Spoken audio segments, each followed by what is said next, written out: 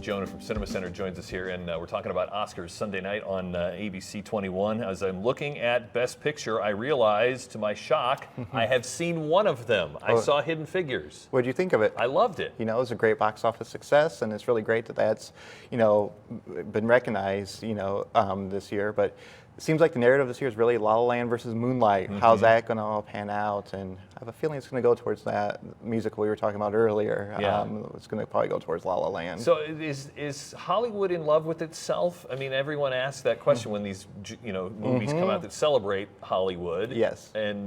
But this one seems to have connected nationwide. It's connected nationwide, which they can kind of use as cover, but for sure, they love anything that shows Hollywood and the power of cinematic storytelling. You know, we had The Artist a couple years ago. Argo was actually a story about the power of filmmaking as well. So yeah.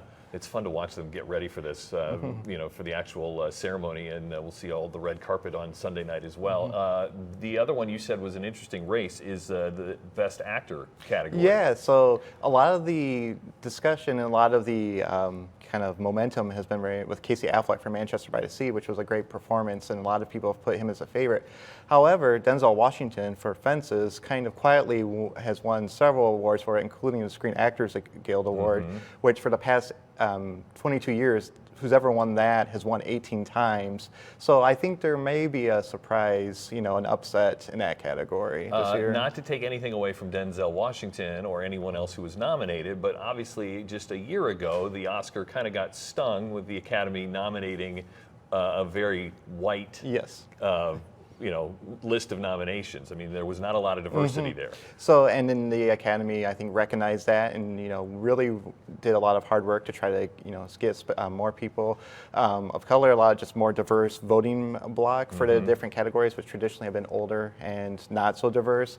And I think this year we see some of the fruits of that, and as well as just being more conscious of, really looking at these films as awards contenders. Well, and hopefully it's a sign of things to come, because it just felt like that some of these better movies were more diverse in their cast. I mean, it just, the studios were making more diverse movies. Yeah, and even though like my Best Picture prediction is La La Land, I really do think Moonlight is going to be the film that from 2016 that most people are going to be remembering from this point forward. Yeah, there's some of the story there as we're looking at Oscar footage from ABC talking about the Oscars So White controversy from a year ago. And the other place where this shows up noticeably is the documentaries. Yeah, I mean, the documentaries, you've got 13th, which was on Netflix, about the 13th Amendment, and about kind of the corporate prison system, and then OJ Made in America, which is a 7-hour and 40-minute plus documentary, a total masterpiece, but they dedicate probably a good, 3 hours just on the history of racism in Southern California.